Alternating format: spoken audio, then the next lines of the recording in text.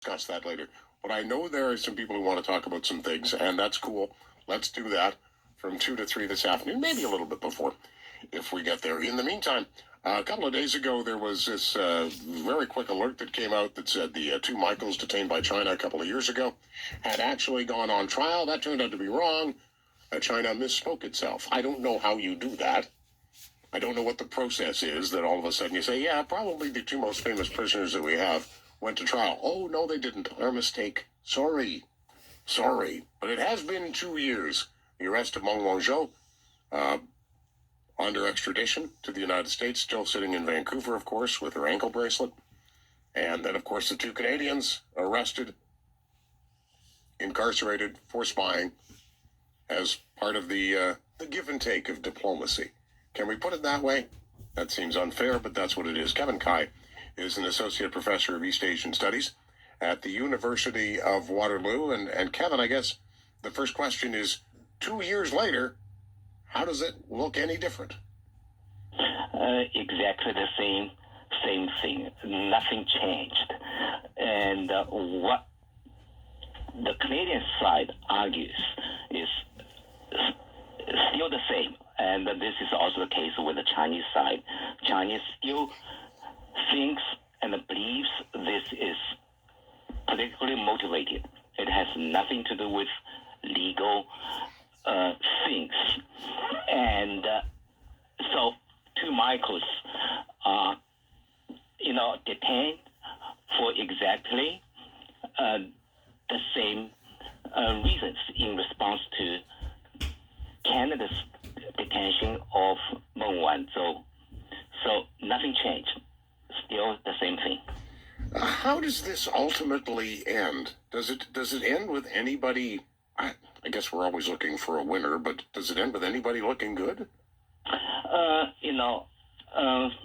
This is really an issue which has put Canada in a very difficult and awkward position. And I don't know why Canada in the first place would, get involved in this case.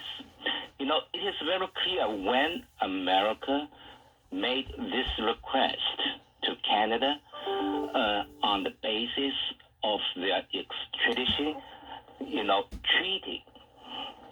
And for Canada, it could make a judgment whether, it should, follow that request or not. This is because, America has signed extradition treaties with over 100 countries. And on that very day of Meng Wanzhou's detention, she was actually on the way to Mexico. And America also has an extradition treaty with Mexico. So why did America not requested Mexico to do that? On her final destination of that trip, it will make things more sense because, she was going to be detained by Mexico at her final destination. So for Canada, it should have some sensitivity when making this decision. But what happened, as this has already happened. So as in response to your previous question, how this would end and what will be consequences of, the final result of this issue. As you know, and Biden will be taking office very soon in the States. And it is recently reported, I believe you have noticed, that the U.S. Justice Department currently negotiating with Meng Wanzhou's lawyer team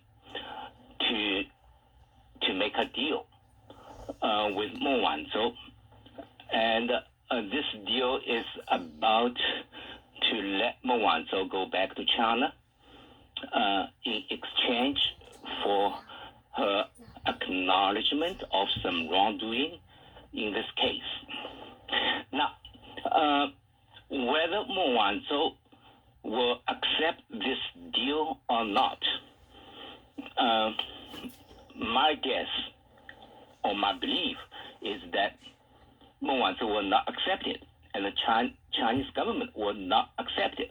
Why? If they accept it, it implies that they admit there is wrongdoing on the Mo Wanzhou side, on the Chinese side. So I highly doubt they will accept this deal.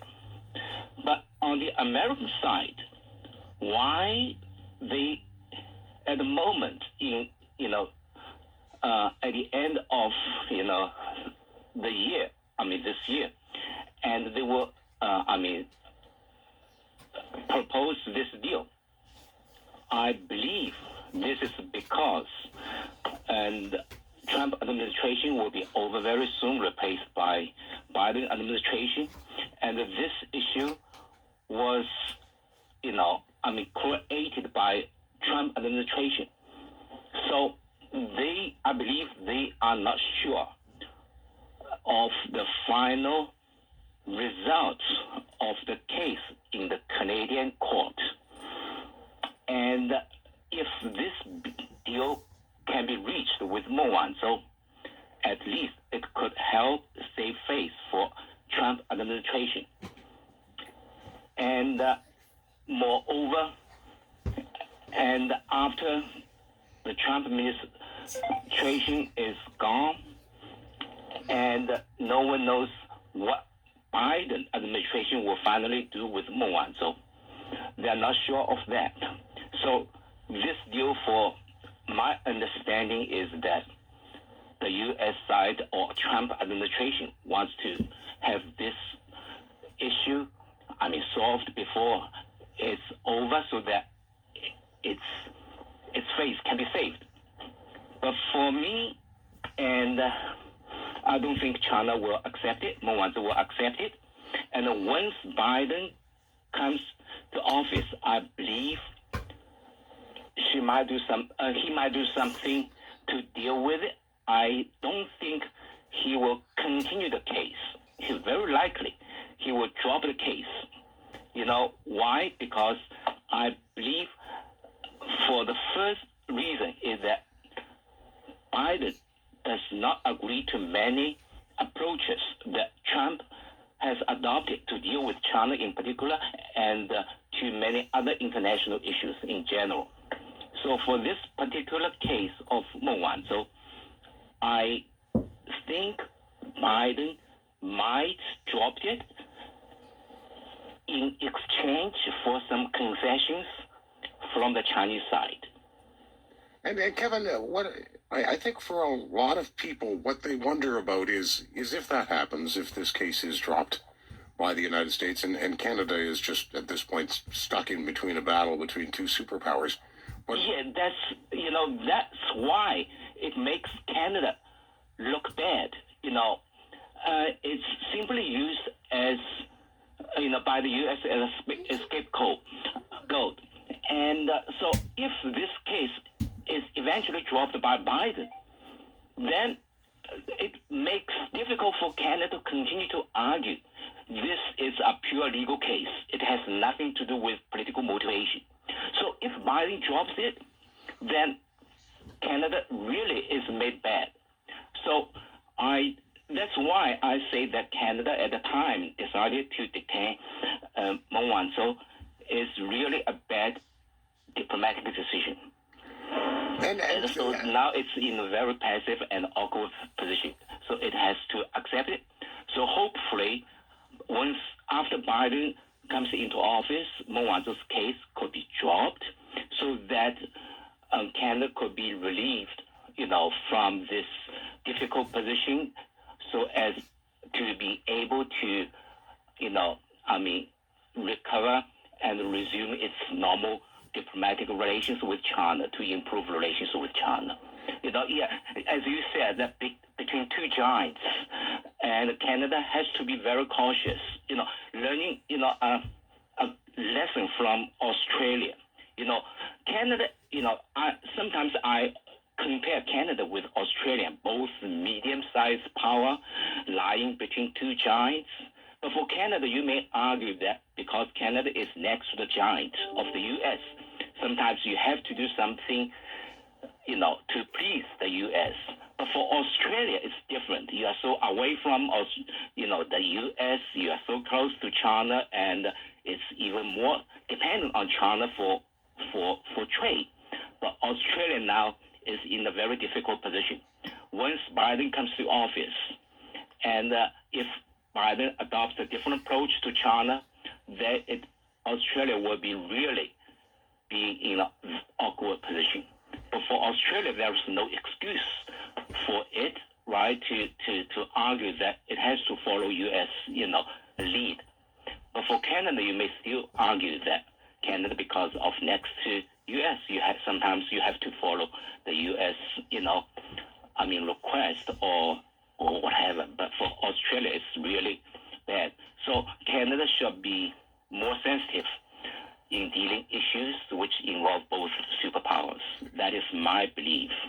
So if this case is dropped, does that mean Chinese business and the Chinese government gets away with something? Because I think that's what people think. Yeah, I believe so. Although China insists that cases of two Michaels has nothing to do with the case of Meng Wanzhou. I'm 100% sure that once the case of Meng Wanzhou is dropped in whichever way, and the two Michaels will be released, with some excuse, and then the relations, the relations between Canada and China will start to improve. I don't think once this case is resolved, China will continue to make Canada, give Canada a hard time. And it is not to the best interest of China to continue to be, in such a troubled relations with Canada, particularly when China is confronted with, hostility from the U.S. side. So China wants to, have better relations with as many countries as possible, particularly with like U.S. allies like Canada. Canada is very influential, as a middle power is very influential in international, affairs. So I believe once Meng Wanzhou's case is dropped, there is very good chance for China and Canada to improve their relations very rapidly. Kevin, thanks for your time today. Thank you. Thank you for having me. Kevin Guy, an associate professor of East Asian Studies at the University of Waterloo. Nothing has really changed in the case of the two Michaels. They remain in prison. Meng Wanzhou remains in Vancouver or the Vancouver area. Her move to be extradited to the United States in some level of limbo. Interesting point that Kevin makes about would it have made more sense to, because I think this is usually the case, arrest somebody at their final destination, which in this case would have been Mexico. Then it's Mexico's problem. Then not our problem. I don't like what a tough spot to be in. You can either anger these guys to the south of us, or we can anger those guys over there. The easy way out would have been to say, nope, we're not going to do anything. And then, of course, we deal with whatever the outcome of that would be. And now so this doesn't end. Maybe it ends under Biden, as Kevin points out. But I think a lot of us would still have the feeling of, oh, well, that's nice. You put somebody in prison for 2 years, and you get away with it. I guess we can't be surprised at that, can we? Because we all know, the bigger boys get the perks sometimes. Jason, go ahead. Well, I think we did the right